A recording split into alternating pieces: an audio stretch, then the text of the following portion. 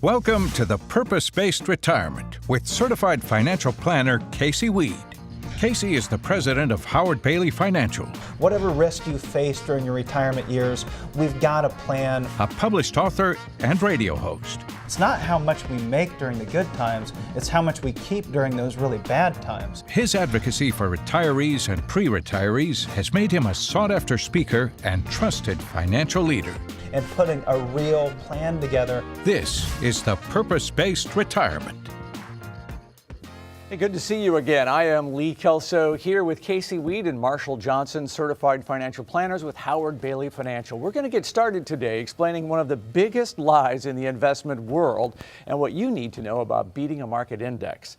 Casey's going to answer viewer questions about using life insurance to fund long-term care, and then we're going to close the program with the insecurity of Social Security and what you need to do to secure your retirement. So a lot ahead. Let's jump in right there off the top with that whole big lie about index investing. Now, you're saying that trying to beat the index is a false benchmark for measuring your performance in the market. It definitely is once you get to retirement, because your life changes so dramatically from your accumulation years to your retirement years that you shouldn't be looking at your entire investment portfolio and saying, boy, I underperformed the index last year. S&P was up 7% and I only made 4%, or S&P was up 10% and I only made 5%.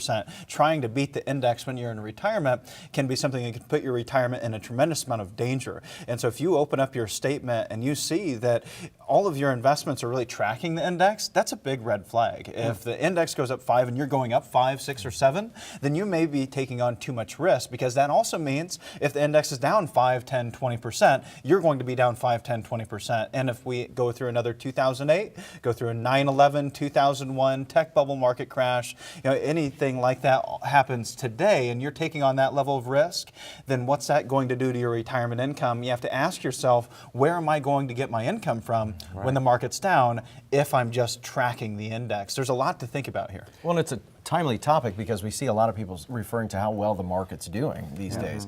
Pain is temporary. We went through 2008, 2009. Now they're looking at their reports and going, geez, the market's up 10%. Why am I not up 10%? That pain of those losses is kind of behind us now, so it's a timely topic. And we have to be careful which index we use, right? We say the S&P 500, and that's what people often refer to as the market. We're talking about 500 equities in one part of the world and one type of equity in that one part of the world. It's a very slim part of the entire market. The entire market is made up of a lot more than just large cap U.S. equities.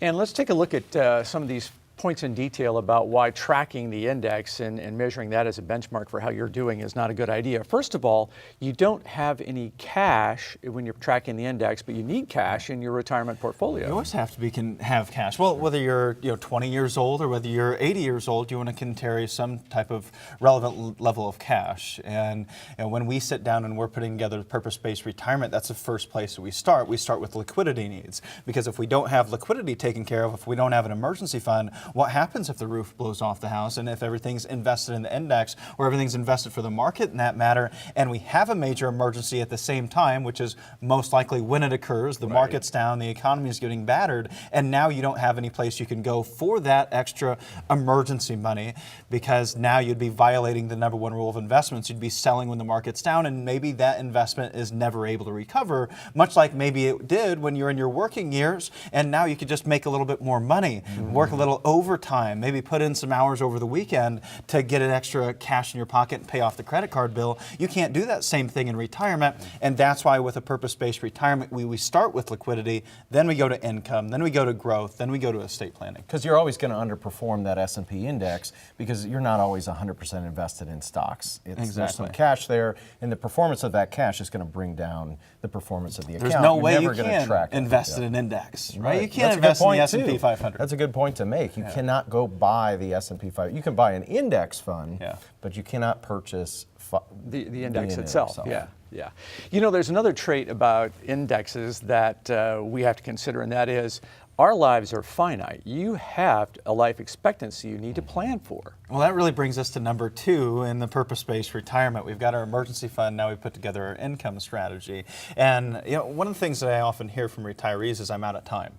Right? They say I'm out of time and I need to get out of the market, or maybe somebody's convinced you that you need to take everything out of the market because the market's overvalued and you can't afford the risk anymore. The reality is that you do have a time frame. You have some dollars that you are out of time on because you need those dollars today. You've got others that maybe you don't need to touch for 10, 20, 30 plus years, and maybe we can continue to take risk with those. If you look at an index, it doesn't have a time frame. It is infinite. So talk about long-term investing. That index can invest forever. You don't have forever to take on that level of risk. Right. And distributions, we've got to be able to pull some money out to provide for ourselves, right? The index doesn't have that challenge. Right, you have to have some type of compensation for living arrangements, and we don't have that with an index. It doesn't have to kick out distributions. And often when we start taking distributions from our dollars that are invested in the market, 9 times out of 10, you're going to be paying some type of cost for those distributions, especially if it's in a mutual fund. If you take a distribution from a mutual fund, or if you have anybody takes a distribution from a mutual fund and it's not even you taking it, you're still going to pay for those other individuals' transaction costs. So we have to have a distribution strategy, and that means we may have to be invested differently than just buying 500 stocks or 30 stocks as if we were invested in the Dow. Mm-hmm. Exactly. Let's circle back to where we started this conversation, and let's put some more thought around risk. Because if you are tracking and trying to make that index benchmark, you are facing a lot of risk. Sure, that's fine on the way up, right? And those When accumulation you're 30, 40 years. years Yeah, old. Yeah, I've got fine. friends that'll come along and they'll say, "Hey, Casey, can you manage my money?" And I'll say, "Why? Why would you why would you come to me and pay a fee? Because you're going to pay something when you work with a financial advisor. You're still going to pay something when you buy into an index fund, but if you go out and buy a handful of ETFs, maybe you step into Vanguard and get some low-cost index funds, and you maybe just buy the S&P 500 or build a portfolio of 10 different individual index funds, and now your cost of investing is only 1/10 of 1% a year, or maybe 3/10 of 1% a year. You go do that same thing with a financial advisor, it might cost you upwards of 1% to 2% a year to do that. And that's why I say, people, if you're young, if you've got 20, 30 years, if you have time before you need those funds, don't pay an advisor. An advisor isn't going to beat the index, so that's when it's okay to go ahead and invest in the index. When you have a substantial amount of time, you pay an advisor as you step into retirement, and now you're trying to guard against liabilities. You're not taking risk at all costs. It's not about growth at all costs or accumulation. Now it's about protection and distribution. Distribution means now you have to have an income strategy. We need to make sure that money's going to be there for the rest of your life regardless of what happens in the market. We have to have an inflation strategy so we have increasing income in the future. We have long-term needs taken care of. We take care of taxes, and we also have everything left behind. Right. That's when you start paying an advisor. You pay them for protection, not for growth. Yeah, because that index doesn't have to pay taxes, Lee. It doesn't have long-term care risk. It doesn't have all these risks that real families actually face in retirement, and that's why you just got to be so cautious of benchmarking yourself to an index. And that's why it's time when you step into retirement to make a transition from where it's all about accumulation to retirement. That takes a different type of specialist. If you've been working with someone that every time you sit down with them, it's about, well, we're making 5% this year. Next year, I think we can make 6%. Or look at this latest stock. Look at this latest mutual fund. Or we need to trade this bond. Let's buy some options. Those are big red flags that we need to look out for, because that means you're working with someone that's just trying to grow your portfolio at all costs. And now I can tell you, if you're stepping into retirement, there's no question those goals, those needs have changed, and so do you. All right, let's leave it there. Hey, we do have an offer we want to make you aware of. For the next 10 people who call right now, it's an opportunity for a complimentary financial review of your entire financial and retirement plan. It's an opportunity to learn more about your money so that you can make the very best decisions for yourself moving forward. So for the next 10 callers, Casey and the team are willing to visit with you, make time on the calendar, and give you your very own purpose-based retirement. We're back to answer some viewer questions in just a minute. Hi, I'm a certified financial planner professional. I believe the bar for entry into the financial industry is far too low. You and your hard-earned money deserve better. With a CFP professional, you can have the confidence you are working with an advisor who has met not only rigorous education and experience requirements, but also is held to the highest ethical and professional standards in the industry, resulting in better methods that will address the financial challenges you will face in retirement. If you'd like to see how a CFP professional can serve you, give us a call. Ready to maximize your retirement strategy? Register to attend the Purpose-Based Retirement Live with Casey Weade. Call our office at 866-482-9559 or visit www.howardbailey.com to register now. We're going to jump up to Granger, Indiana for our first question from a viewer today. Joyce, you go right ahead. My husband and I are in our early 60s and just retired from our regular jobs. However, we still want to own a farm that creates a pretty good income. We want to file for Social Security benefits, but I've heard we can only make so much money or we have to pay it back. So how much can we make? Well, Joyce, that is a bit of a complex question, but I think we need to start at the core of the issue, and that is something that many retirees are worried about if they want to keep a part-time job. And there are statistics out there today that the majority of retirees are now looking at a bridge to retirement. So rather than going directly from having a working income to having no income from work, they want to take a bridge. That means maybe they're working part-time. We did the same thing with someone that recently retired from Howard Bailey Financial. Someone that came to us, and they've been working with us over 10 years, going on, I believe, 13. They just retired, and she actually took that bridge to retirement that we helped her with. Basically, she worked part-time for about 2 years, and then for the next 6 months, she's going to be kind of in a consulting type position.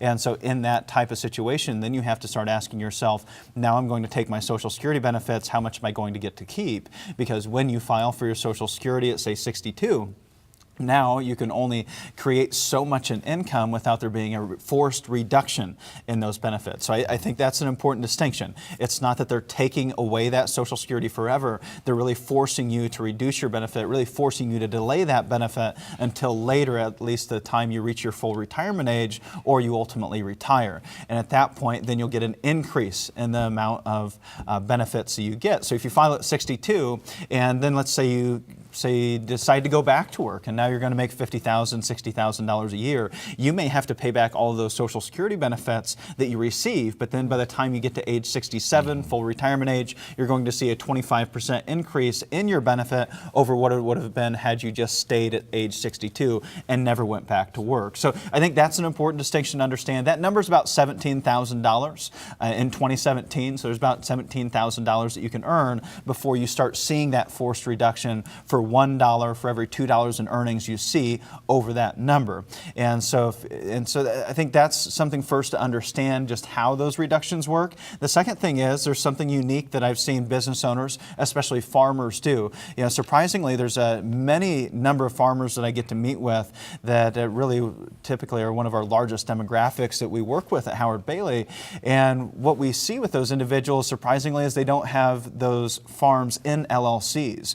They're not protecting those assets first and foremost. So one, we can protect that asset against major liability by positioning it into an LLC. And now if you're married, you could make just one of the two of you the owner of that LLC, and the other one could begin taking Social Security benefits. So there's a lot of things to think about, and I appreciate your question. Ultimately, I hope you sit down and get a true Social Security analysis and integrate it into the puzzle of your financial plan. And it's worth mentioning too that Brenda said she was in her early 60s. For those folks that have reached full retirement age, whether they're 66 or 66 in 2 months, they can make as much as they want after that point, still draw Social Security benefits. So just an important distinction. Sure. All right, let's roll ahead here. And Brenda's got a question for us about life insurance and long-term care. Hello, Casey. Thank you for taking my call. Do whole life insurance policies include You know what? That's a great care question, benefits? Brenda. I think you look here and you see a lot of benefits, a lot of hybrid benefits, Casey. Different policies are starting to have different benefits attached to them. There are some benefits out there with whole life policies that may include some long-term care. Some of those older long-term care policies were pretty much just straightforward life insurance. Now we're starting to see some of the universal policies and some of the more modern policies have some benefits where if you become terminally ill or critically ill or chronically ill, such as the case of long-term care, then you can draw upon that death benefit to help pay tax-free for some of the costs. Yeah, and I actually just set one of these up just the other day for a whole life policy. And a whole life insurance policy, there's a lot of different ways you can take care of long-term care needs with hybrid policies like this, where you have a death benefit you can also use for long-term care. I set one up the other day for a couple that were 62, 61 years old as a couple. So one was 62 and one was 61. They deposited $200,000 to their whole life policy. Now they can have that cash back at any time. It's making a decent rate of return, more than it would make at the bank. And that money was just idle cash that was sitting around not doing anything. So now they've got that cash working for them, and more importantly, now they've got a $350,000 death benefit if they never need the cash that'll pass on tax-free to their heirs, and they've got $7,000 a month that they can use for long-term care needs. And we added a rider to that, which costs them $100 a month. That rider allows that $7,000 a month per individual, so $14,000 a month if they're both in the facility at the same time, or even needing home health care for that matter. It'll pay forever. Typically, you're limited in your long-term care benefits to the death benefit. There are some products out there that have patents on certain riders that allow that benefit to be unlimited, which is extremely expensive, if not impossible to find if you look into traditional long-term care insurance.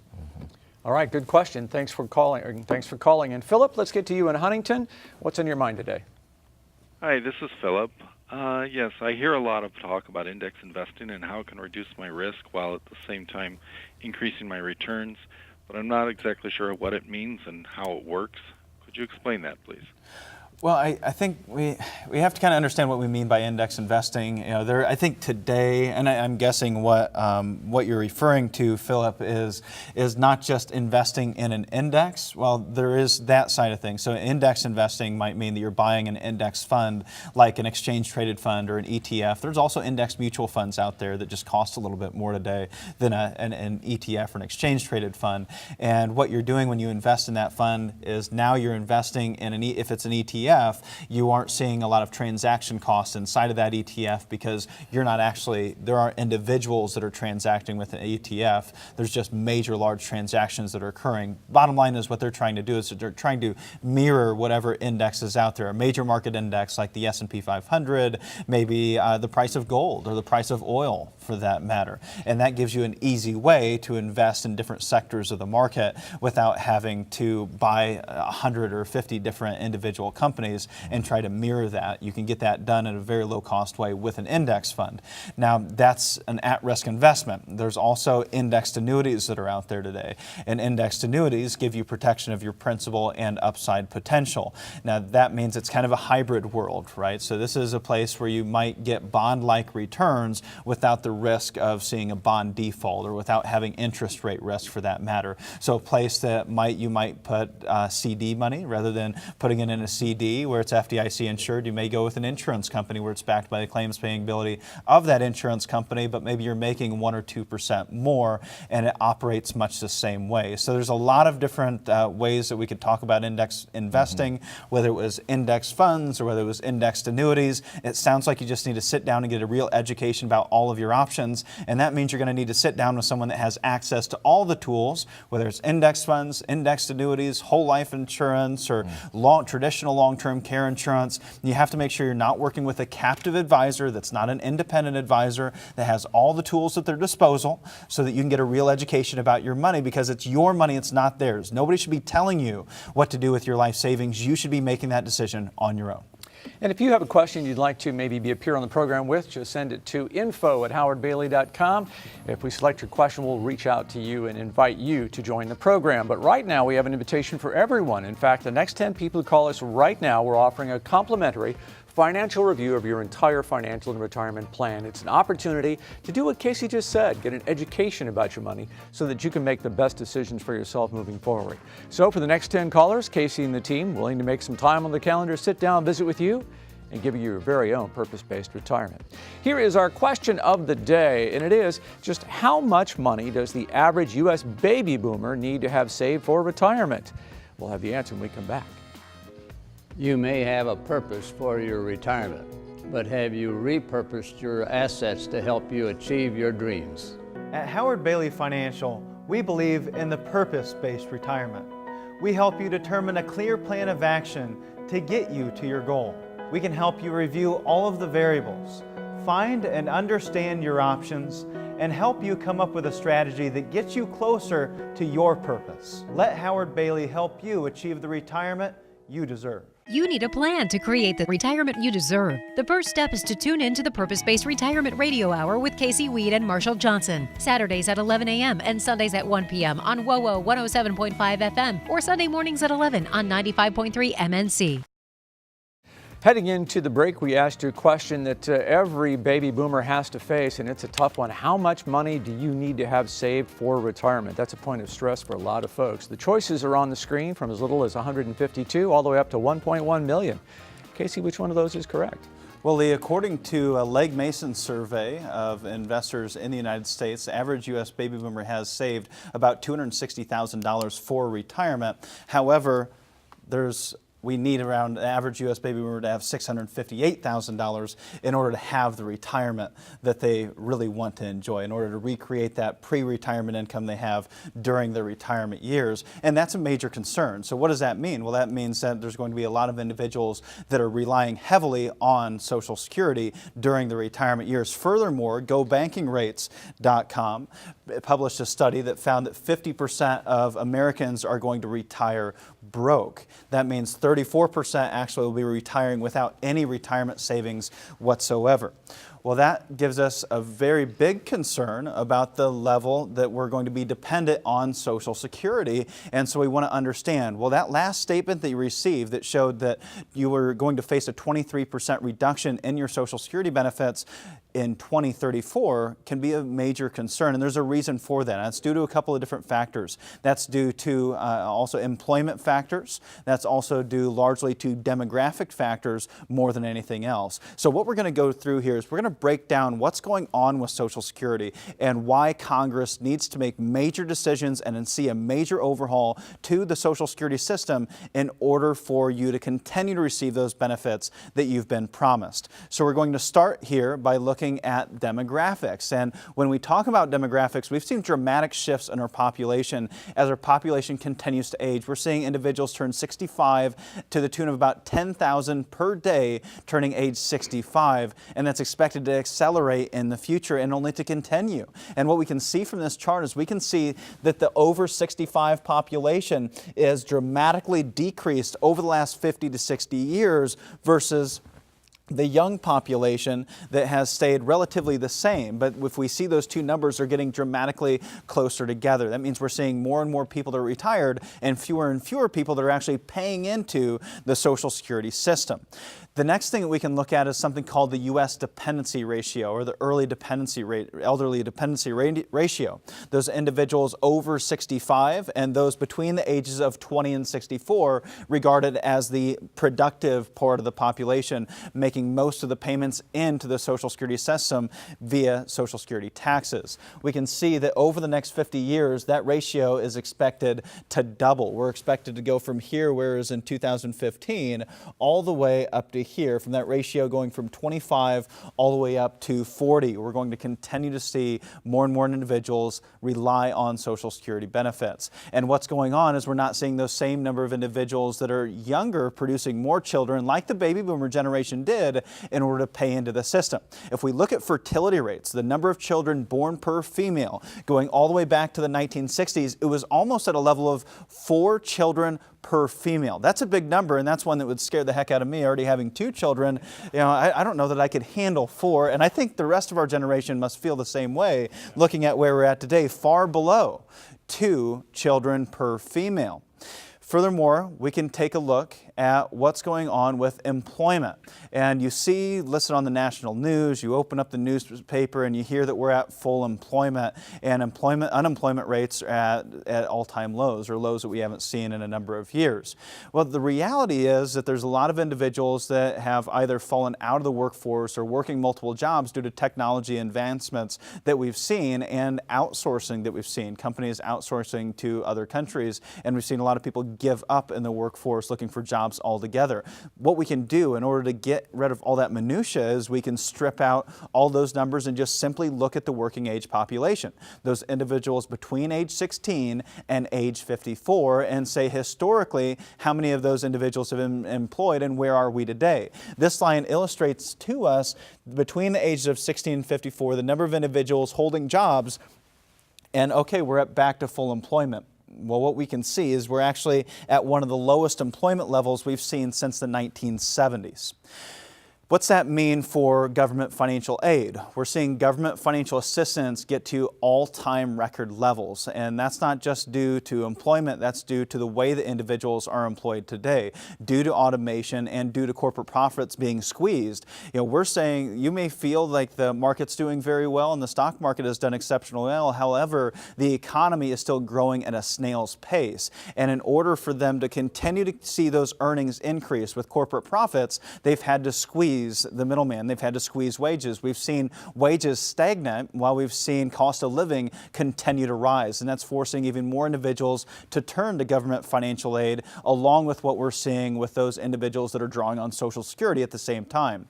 If we look at cost of social benefits going all the way back to 1966 till today, we can see the dramatic increase in the total amount of dollars that are being paid out in these programs, the largest of which being Social Security, then Medicare, and then Medicaid. If we take a look at how much of those benefits are per person, it's quite dramatic in how it's changed from 1966 till today. We see that now of disposable incomes, real disposable incomes, 22% of real disposable incomes in the United States per individual are made up of government benefits or social benefits. And that means that those are just recycled tax dollars, and those have a net zero impact on the overall economy. So you have to ask yourself, if we see Social Security in trouble, and you can't control what happens in Congress. I wish that I could. I know that you wish that you could as well. However, we can't control what they do, if they do anything, and how they ultimately come to an agreement to rescue Social Security. But what you can do is you can control your income plan. You can stress test your income plan. If you're a long ways out from retirement, you're 20 or 30, maybe you've got a long time to save, now's the time to start saving. Maybe you're 5 to 10 years out from retirement. Let's take a look at what we can do today to make sure you're okay regardless of what happens with changes in Social Security benefits. If you're already in retirement, now we need to ensure if we see major changes to Social Security, then where is that going to leave you, and start putting some protections in place today. It's all about having a comprehensive strategy for your retirement. Yeah, you've made a great point there, but I just want to reiterate, that's all very disturbing news. Pile onto that the $20 trillion in debt that the government has accumulated. Being paralyzed is the worst thing you could do. Take action, right? Exactly. We need to take action, and we need to take massive action. You need to get out there and do something, because this is your life savings. How much time did you spend looking for your last car or buying your last computer? I've spent the last 2 months looking for a new computer. How are you spending that same amount of time planning for your financial future? What I hope you'll do is at least spend the time it takes to pick up the phone and call right now. If you're one of the next 10 callers, we're interested in speaking with you and offering you a complimentary financial review of your entire financial and retirement plan. It's an opportunity to learn where things are at and get an education so you can really make smart decisions about your money. So Casey and the team will make some time on the calendars to sit down and visit with you and give you your very own purpose-based retirement. I hope you're one of the next 10 callers. If you'd like to learn any more about the program or find out how you can get a copy of Casey's book, just go to howardbailey.com or thepurposebasedretirement.com. That's it. We'll see you next week.